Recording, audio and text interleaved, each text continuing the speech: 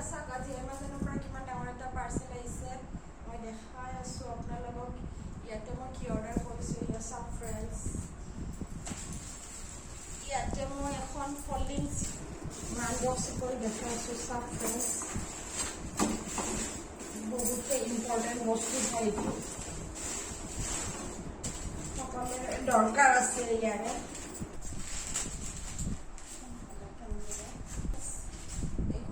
folding chair হয়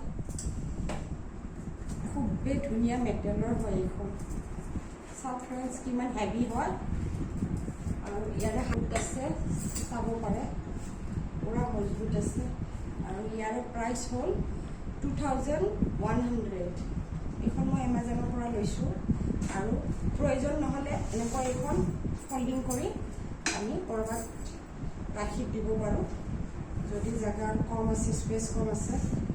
আৰু প্ৰয়োজন হ'লে আমি এইখন এনেকৈ